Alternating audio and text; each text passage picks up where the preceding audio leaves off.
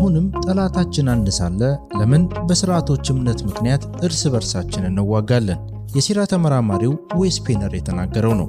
የኢሉሚናቲ መስራች የሆነው አዳም ሻፍት በ1830 እንደ አውሮፓውያን አቆጣጠር ከመሞቱ ቀደም ብሎ አዘጋጅቷቸው የነበሩት የረጅም ዘመናት የኢሉሚናቲ እቅዶች በ1834 እንደ አውሮፓውያን አቆጣጠር እሱን ተክቶ የኢሉሚናቲ የመሪነት ስልጣን ለተረከበው ጣሊያናዊው አብዮተኛ ጁሴፒ ማዚኒ ተላልፎ ተሰጡት። ኢቭል ጂነስ ኦፍ ኢታሊ በሚል ቅጽል ስም ይታወቅ የነበረው ጁሴፒ ማዚኒም እስከ ለተሞቱ 1872 እንደ አውሮፓውያን አቆጣጠር የሚስጥር ማህበሩን የመራ ሲሆን ከሱ በመቀጠልም አንድ የዓለም መንግስት የማቋቋም አስደናቂ ዓላማ ለነበረው አልበርት ፓይክ ስልጣኑ ተላለፈ። በሰይጣናዊ መንፈስ በተገለጠለት መሰረት አልበርት ፓይክ በ1871 እንደ አውሮፓውያን አቆጣጠር ወደ ኢሉሚናቲ ዋነኛ ዓላማ ያደርሳሉ ያላቸውን የሶስት የዓለም ጦርነቶች እቅድ ነደፈ። እነዚህ የረጅም ጊዜ የታቀዱ የዓለም ጦርነቶች አልበርት ፓይክ ምን ያህል በትክክል እንዳቀዳቸው ካለፉት ሁለት የዓለም ጦርነቶች መገንዘብ የሚቻል ሲሆን የቀረው ሶስተኛው የዓለም ጦርነት ደግሞ ከወቅታዊው የዓለማችን ሁኔታ ሲታይ አሁንም እሱ ባቀደው መሰረት ጦርነቱ አይቀሬ የሆነ ነው። በዛሬው ዝግጅታችን ወደ እናንተ የምናደርሰው ይህን በሰይጣናዊ መንፈስ እጅግ አስደናቂ በሆነ ሁኔታ ጦርነቶችን አቅዶ በዓለም ላይ እልቂትን ስለፈጠረው ቀመር እንዲሁም ከፊታችን የሚጠብቀንን እጅግ አስከፊ የጦርነት ሁኔታ እቅድ በዛሬው መርሃ ግብራችን አዘጋጅተናል። ይህ ዝግጅት ከዚህ በተጨማሪ በመጽሐፍ ቅዱስ ትንቢትና በኢሉሚናቲዎች እቅድ መሰረት ስለተፈጸመ እጅግ አነጋጋሪ ክስተት ጨምረን ወደ እናንተ እናደርሳለን። እስከ ዝግጅታችን ማብቂያ አብራችሁን እንድትቆዩ እየጋበዝን የመርሃ ግብር ለሌሎች ኢትዮጵያውያን እንዲደርስ ላይክ እና ሼር ማድረጋችሁን አትዘንጉ። ለቻናላችንም አዲስ የሆናችሁ ሰብስክራይብ በማድረግ ይቀላቀሉ። ሰብስክራይብ ሲያደርጉ ዝግጅቶቻችን በፍጥነት እንዲደርሱ የደውል ምልክቱን መጫኑን አይርሱ። መልካም ቆይታ። ኢሉሚናቲዎች ባለፉት ሁለት ክፍለ ዘመናት ብቻ ከሁለት ጊዜ በላይ ዓለምን ለመቆጣጠርና አንድ የዓለም መንግስትን ለመመስረት ጫፍ ደርሰው የነበሩ ቢሆንም በአንዳንድ እንቅፋቶች ምክንያት ግን ሙሉ በሙሉ ሳይሳኩ ቀርተዋል። የመጀመሪያው አንድ የዓለም መንግስት የማቋቋም ሙከራ ያደረጉት የናፖሊዮን ተከታታይ ጦርነቶች ባቆሙ ማግስት ነበር።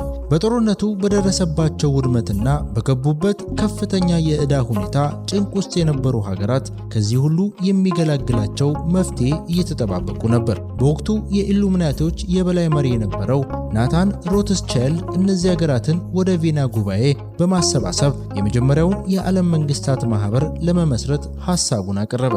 ከዚህ አጀንዳ ጀርባ ያለውን ሴራ አስቀድሞ የነቃበት የራሻው ዛር ግን ሐሳቡን ሙሉ በሙሉ ተቃወመው። አንዱን የዓለም መንግስት በራሱ የህይወት ዘመን ለማሳካት አልሞ የነበረው ሮትስቻይልድም ህልሙ በዛው ከስሞ ቀረ።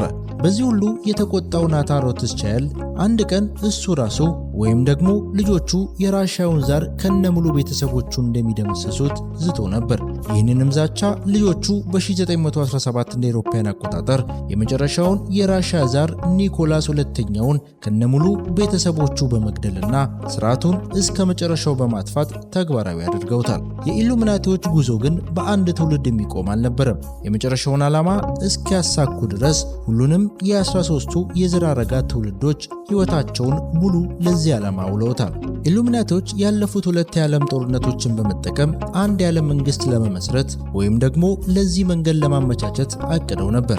እነዚህ የዓለም ጦርነቶች ለማስኬድ እንደተለመደው ችግር አጸፋ መፍትሄ የሚል አሰራራቸውን የተጠቀሙ ሲሆን በመጀመሪያ የመንስኤ ችግር በመፍጠር ከዚህም ለሁለቱም ተዋጊ ኃይሎች የፋይናንስ ድጋፍ በማድረግ በመጨረሻም የራሳቸውን ዓላማ እንደ መፍትሄ በማቅረብ ተሳክቶላቸዋል። በኢሉሚናቲዎች እቅድ መሰረት የመጀመሪያው የዓለም ጦርነት የተካሄደው በራሻ የነበረው የዛሪዝም ስርዓትን ለማውደምና ራሻ ጠንካራ የኮሚኒዝም ምሽግ ለማድረግ ነበር። በተመሳሳይ መልኩም ሁለተኛው የዓለም ጦርነት የኮሚኒዝም ስርዓትን በዓለም ዙሪያ ለማስፋፋትና እስራኤል የተባለች ሀገር ለማቋቋም የተካሄደ ነበር። የኮሚኒዝም ስርዓት በኢሉሚናቲዎች የተፈለገበት ዋነኛ ምክንያት በዚህ ስርዓት የህዝቦች ሀብትና ንብረት ባለቤትነት ለሀገር ከተሰጠ በኋላ ኢሉሚናቲዎች የሁሉም የዓለም ሀገራት መሪዎችን በማሰባሰብ በቀላሉ አንድ የዓለም መንግስት ለማቋቋም ነበር። ሁለቱም የዓለም ጦርነቶችን በማስኬድ በፈጠሯቸው ችግሮች እጁን ዘርግቶ መፍትሄ ሲጠባበቅ ለነበረው የዓለም ሕዝብ ኢሉሚናቲዎች የዓለም ሀገራትን በአንድ ላይ በማሰባሰብ የዛሬው ዋነኛ የፊት እንቅስቃሴዎችን ማስኬጅ የሆነውን የተባበሩት መንግስታት ድርጅት ለመመስረት በቁ። የሚስጥር ማህበሩ ቀጣዩን እቅድና ዋነኛ ዓላማቸውን ለማሳካት የቀረው ቅድመ ሁኔታ እንደሆነ እየተወራለት ያለው ሌላኛው ክስተት ደግሞ ሶስተኛው የዓለም ጦርነት ነው። እንደ ኢሉሚናቲዎች እቅድ ከሆነ ሶስተኛው የዓለም ጦርነት በፖለቲካውያን የአይሁድ ደጋፊዎችና በሙስሊም ዓለም መካከል የሚደረግ ነው። እንደ አብዛኞቹ ሴራ ተመራማሪዎች ገለጻ ከባለፉት ሁለት የዓለም ጦርነቶች በጣም የከፋ እንደሚሆን የሚጠበቀው ሶስተኛው የዓለም ጦርነት ካለቀ በኋላ የዓለም ህዝቦች ለዚህ ሁሉ ስቃይ መፍትሄ አንድ የዓለም መንግስት ከማቋቋም ውጪ ሌላ አማራጭ እንደማይኖራቸውና የኢሉሚናቲ ዋነኛ ዓላማም በዚህ ሁኔታ እንደሚሳካ ይገልጻሉ። በአጠቃላይ ኢሉሚናቲዎች ያለፉት ሁለት የዓለም ጦርነቶች እንዴት እንዳስኬዷቸውና ለሶስተኛውስ እንዴት እያስሄዱ እንደሆነ ባጭሩ እንደሚከተለው እናቀርባለን። አንደኛው የዓለም ጦርነት።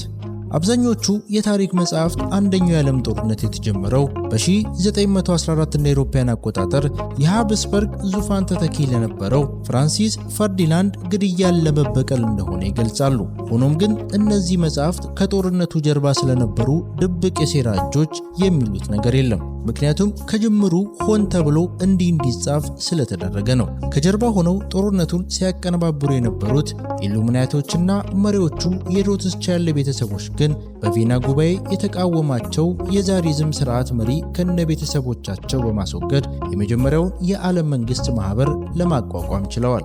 በአጠቃላይ ከላይ ለማንሳት እንደሞከርኩት ኢሉሚናቲዎች ከአንደኛው የዓለም ጦርነት ለማግኘት ያቀዱት ዓላማ የኮሙኒዝም ስርዓት በማቋቋም መንግስታትን ለማስወገድና ሃይማኖቶችን ለማዳከም ነበር። ከዚህም በተጨማሪ ኢሉሚናቲዎች ከጦርነቱ የሚከተለውን አግኝተዋል። ለቀጣዩ አንድ የዓለም መንግስት የማቋቋም ዓላማቸው መሰረት የጣለ የአምባገነን ስርዓት በራሻ ተክለዋል። ሰይጣናዊው የሮትስቻይልድ የዘር ሐረግ ሰይጣን አንድ ቀን ይመራታል ተብሎ ከሚጠበቀው የኢየሩሳሌም ግዛት ፊልስጤምን በከፊል ተቆጣጥረዋል። ለሽብርና ለውድመት የሚሆኑ አዳዲስ የጦር መሳሪያዎችን ፈልስፈዋል። የዓለም መንግስታት ማህበርን መስርተዋል። ሁለተኛው የዓለም ጦርነት። ከአንደኛው የዓለም ጦርነት በኋላ ጀርመናውያን በደረሰባቸው አሳፋሪ ሽንፈትና ውድመት ተሸማቀው ነበር። በተለይም የቨርሳይልስ ስምምነት ሀገሪቱን ወደ ለየለት ብጥብጥና የድህነት ቁልቁል እንደሚወስዳት የአብዛኞቹ ፍራቻ ነበር። የሀገሪቷ የንጉሳውያን ቤተሰቦችና ብሔርተኞችም ይህንን ሁሉ ለመቀልበስና ለመበቀል እየተዘጋጁ ነበር። በዚህ ሁሉ ጀርባም የቱል ማህበር በመባል በሚታወቀው የኢሉሚናቲ ሚስጥራዊ ማህበር ድብቅ ሴራ እየተካሄደ ነበር። ማህበሩ በ1919 እንደ አውሮፓውያን አቆጣጠር ሲመሰረት የማህበሩ አመራሮች ቱል ስዋስቲካ ጨለማውን አሸንፎ ወደ ላይ እስኪወጣ ድረስ እንደሚፋለሙ ተናግረው የተቋቋሙበትን ዓላማ አስቀምጠው ነበር። በሚቀጥሉት ጥቂት ወራትም እነ አዶልፍ ሂትለር የመሳሰሉ ወጣቶችንና የተለያዩ ብሔርተኞችን ያቀፈው የቱል ማህበር በተደራጀ የጦር ኃይልና መሳሪያዎች ስልጠናውን ጀመረ። ከዚህ የቱል ማህበር የናዚ ፓርቲ በሚል ስም የአጸፋ አብዮቱን ጀመረ። የፓርቲው መሪ ሆኖ የተመረጠው አዶልፍ ሂትለርም የስዋስቲካ ምልክት በሁሉም የሰራዊቶቹ ልብስና ሄልሜት እንዲደረግ ወሰነ። ሂትለርና የሚመራው የናዚ ፓርቲ ሚስጥራዊ አጀንዳቸውን የስዋስቲካ ምልክት ደብቀው የአብዮት ጉዟቸውን ቀጠሉ። እዚህ ላይ ግን በዝምታ መታለፍ የሌለበት ነገር ቢኖር ናዚዎች የስዋስቲካ ምልክትን ከየት አመጡት፣ በውስጡ የደበቁት መልእክትስ ምንድነው የሚል ነው። የቴዎሶፊካል ማህበር መስራችና ሰይጣናዊ ሴት የነበረችው ሄሊና ብላቫትስኪ ሂትለርንና መላው የቱል ማህበር አባላትን ያነሳሳች ሴት ነበረች። በተለይም ስለ አርያን ዘር የበላይነት የጠቀሰችው ዘ ሰክሬት ዶክትሪን የተሰኘው መጽሐፏ ሂትለርን በከፍተኛ ሁኔታ አነሳስቶታል። እንደ ብላቫትስኪ አባባል ከሆነ በዓለም ካሉት 7 የሰው ልጅ የዝግመተ ለውጥ ደረጃዎች የአርያን ዘር የመጨረሻውና ከሁሉም የላቀ ሲሆን ስዋስቲካም ይህንን ዘር የሚወክል ምልክት መሆኑን ጽፋለች። አንዳንድ የሚስጥር ማህበራት ይህንን ምልክት ከፀሐይ አምልኮ ጋር የሚያያይዙ ሲሆን ብላቫትስኪ ግን ይህንን ምልክት ታላቁ የአርያን ዘር ለመወከል ከቴዎሶፊካል ማህበሯ ምልክት ውስጥ አካተዋለች።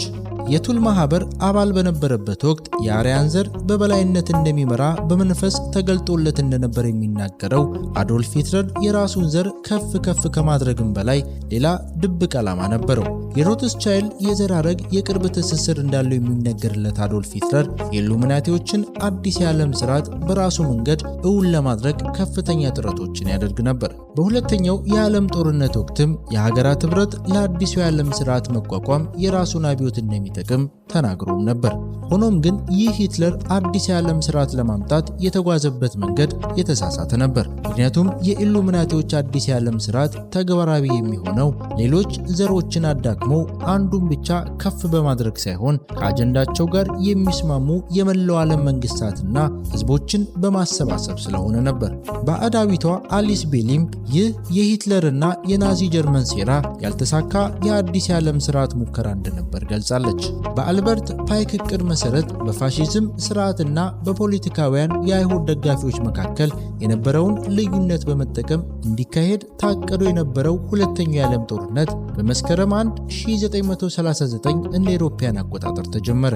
ኢሉሚናቲዎች ከጦርነቱ ለማግኘት ካቀዷቸው ዓላማዎች ዋነኞቹ የዛይኒዝም ፖለቲካን በማጠናከር በፊልስጤም እስራኤል የተባለች ሉዓላዊት ሀገር ለማቋቋምና የኮሚኒዝም ስርዓትን ወደ መላው ዓለም ለማስፋፋት ነበር። በአጠቃላይ ኢሉሚናቲዎች ከሁለተኛው የዓለም ጦርነት የሚከተለውን ዓላማዎች አሳክተዋል። ለዘመናት ተደብቆ የነበሩ የኢሉሚናቲ ሚስጥራዊ ምልክቶች በግልጽ ወደ ዓለም ህዝቦች ቀረቡ። ከነዚህም ለምሳሌ የናዚ ምልክትና እንደ አንክ የመሳሰሉ ጥንታዊ የግብፃውያን ምልክቶች ይጠቀሳሉ። እስራኤል የተባለች ሀገር በ1948 እንደ አውሮፓውያን አቆጣጠር ዳግም በፊልስጤም ምድር ተቋቋመች። የኮሚኒዝም ስርዓት ከራሽያ አልፎ ወደ መላው ዓለም ተስፋፋ። ፊልስጤም ሙሉ በሙሉ በሮትስቻይልድ የዘር ሐረግ ቁጥጥር ስር ገባች። የኢሉሚናቲ ዓለም አቀፍ ክብረ በዓልን ያበሰሩ ኒውክሌራዊ የጦር መሳሪያዎች፣ የረጅም ርቀት ሚሳኤሎች፣ ጀቶችና ኃይለኛ ባህር ሰርጓጅ መርከቦች ተሰሩ። እነዚህ በግለሰቦች ሊሰሩ የማይችሉ መሳሪያዎችን የተቆጣጠሩ ኢሉሚናቲዎች ከዚህን ጊዜ ወዲህ የምድራችን የአየርና የባህር እንቅስቃሴዎችን ለመቆጣጠር አስችሏቸዋል። በጦርነት ደቆ ለነበረው የዓለም ህዝብ ሌላ የፍራቻ ወቅት የነበረው ቀዝቃዛው ጦርነት ህዝቦችን ስለ አንድ የዓለም መንግስት መቋቋም አስፈላጊነት ለማሳመን ተሞክሯል። የተባበሩት መንግስታትንም ለማቋቋም በቅተዋል። ሁለቱም የዓለም ጦርነቶች ዓለምን ለመቆጣጠር የተደረጉ ሙከራዎች ነበሩ። ምንም እንኳን እነዚህ ዓላማዎች ሙሉ በሙሉ ባይሳኩም ዛሬ ሊመሰረት እየተቃረበ ላለው አዲስ የዓለም ስርዓት ግን ቀላል የማይባሉ ቅድመ ሁኔታዎች ፈጥረዋል። ኢሉሚናቲዎች ራሳቸው ለፈጠሯቸው ችግሮች የራሳቸውን ዓላማ እንደ መፍትሄ አድርገው የተባበሩት መንግስታት ድርጅት በማቋቋም ወደ አንድ የዓለም መንግስት የማቋቋም ዓላማቸው አንድ እርምጃ ለመራመድ ችለዋል። የተባበሩት መንግስታት እስካሁን ከእንቅልፉ ባልነቃ የዓለም ህዝብ እንደ ሰላም አስጠባቂ ድርጅት ተደርጎ ይቆጠራል። እውነታው ግን ተቃራኒ ነው። ድርጅቱ የሴረኛ ማህበራት ዓለም አቀፍ ፖሊስ እንደሆነና የተመሰረተበት ዋነኛ ዓላማም የሚስጥር ማህበራቱን አጀንዳ ለሚቃወሙ ሀገራትና ሌሎች አካላት በቀጥታ ወደ ጉዳዩ ጣልቃ በመግባት ወታደራዊ እርምጃ ለመውሰድ እንደሆነ የሚስጥር ማህበሩ የቅርብ አዋቂዎችና ተመራማሪዎች ይገልጻሉ። ይህ የዓለም መንግስታት ማዕከል የሆነው ድርጅት ሀገራትን የሚጠብቅ ዓለም አቀፍ የሆነ ፍርድ ቤትና የጦር ኃይል ያለው ሲሆን በዚህም የዓለም ስልጣን በጥቂት ድብቅ እጆች እንዲከማች አድርጓል። የዚህ ዓለም አቀፍ ድርጅትን አመሰራረት ወደ ኋላ መለስ ብለን ስንመለከትም በኢሉሚናቲ ውስጥ ስለሚገኘው የስከልና ቦንስ የሚስጥር ማህበር አባልና የአሜሪካ 27ኛ ፕሬዝዳንት የነበረው ዊሊያም ሃዋርድ ለዓለም አቀፍ አለመስማማቶች ህጋዊ ፍትህ ለመስጠት በሚል ሐሳብ በ1920 የአውሮፓውያን አቆጣጠር የአሜሪካ ማህበር አቋቋመ። ይህ ማህበር ከጥቂት ጊዜያት በኋላ ወደ ሰላም አስከባሪ ማህበር አደገ።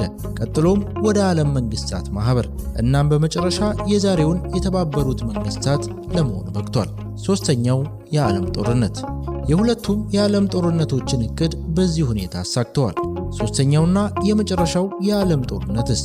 አሁንም እንደ አልበርት ፓይክ እቅድ ከሆነ ሶስተኛው የዓለም ጦርነት የሚነሳሳው በኢሉሚናቲ የሚቀነባበሩ የንትርክ ሴራዎች፣ በፖለቲካውያን የአይሁድ ደጋፊዎችና በሙስሊም ዓለም በሚፈጠረው ብጥብጥ እንደሆነ ነው። በእቅዱ መሰረት ጦርነቱ ሊካሄድ የታሰበበት መንገድ ሁሉም ሙስሊሞች፣ ፖለቲካውያን የአይሁድ ደጋፊዎችና እስራኤል እርስ በርሳቸው ሲጠፋፉ፣ በተመሳሳይ ጊዜ ሌሎች የተቀሩት ሀገራት እንዳለፉት ጦርነቶች አሁንም በእነዚህ ጉዳዮች ተከፋፍለው ሙሉ በሙሉ ወደ አካላዊ፣ አእምሮአዊ፣ ኢኮኖሚያዊ መዳከም ወደሚዳርጋቸው አስከፊ ጦርነት ይገባሉ። አልበርት ፓይክ ይህ ሶስተኛው የዓለም ጦርነት እንዳጠናቀቀም በዓለም ታሪክ ታይቶ የማይታወቅ መክሰፍት እንደሚኖር ጽፎ ነበር። ከዚህ ክስተት በኋላ የዓለም መድረክ ለአንድ የዓለም መንግስት ተግባራዊነት ክፍት ይሆናል። ኢሉሚናቲዎችም አዲሱ የሃይማኖትና የኢኮኖሚ ስርዓታቸውን ለዓለም ያስተዋውቃሉ። በሁሉም ጎኑ የሚዳከመው የዓለም ህዝብም ለነዚህ የኢሉሚናቲ መፍትሄዎች ያለምንም ማቅማማት ይቀበላቸዋል። በአሁኑ ወቅት በተለይም በመስከረም 11 2001 እንደ አውሮፓውያን አቆጣጠር በአሜሪካ ከተፈጸመው የሽብር ሴራ ጥቃት ወዲህ የዓለም ክስተቶች በተለይም በመካከለኛው ምስራቅ በዘመናዊው ዛዮኒዝምና በአረቡ ዓለም ሽብርና አለመረጋጋት እየበዛ ነው። ይህም በሁለቱም ወገኖችና በጦር ጓደኞቻቸው ለሚካሄደው ሶስተኛው የዓለም ጦርነት የቅድሚያ ጥሪ ነው። ሶስተኛው የዓለም ጦርነት አሁንም አይቀሬ የሆነ ነው። የዓለማችን ወቅታዊ ሁኔታዎች ደግሞ ጦርነቱ ሩቅ እንደማይሆን እያሳዩ ነው። በአጠቃላይም ከዘመናት በፊት በአዳም ሻፍት ታቅደው የነበሩ የኢሉሚናቲ ዓላማዎች አሁንም በተለያዩ ሴረኛ ማህበራትና በተባበሩት መንግስታት ድርጅት እየተተገበሩ ነው። አልበርት ፓይክ በሰይጣናዊ ራዕይ በተገለጠለት መሰረት ካቀዳቸው 3 የዓለም ጦርነቶች በዛዮኒዝምና በሙስሊም ዓለም እንደሚካሄድ የተነበየውና አሁን ከፊት ለፊታችን የሚጠብቀን ሶስተኛው የዓለም ጦርነት የብዙዎችን ትኩረት እየሳበ ነው።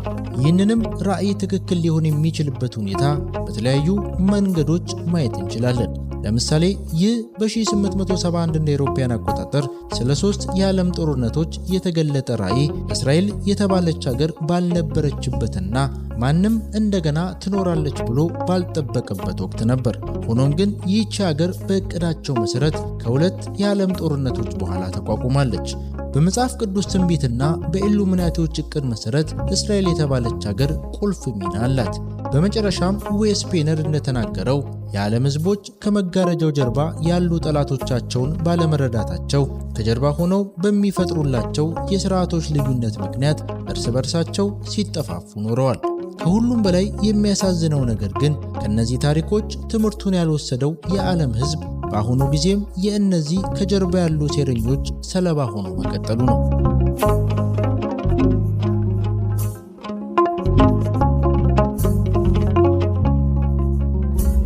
ለዛሬ ወደ እናንተ ያዘጋጅንላችሁን ዝግጅት እዚህ ላይ ያበቃን።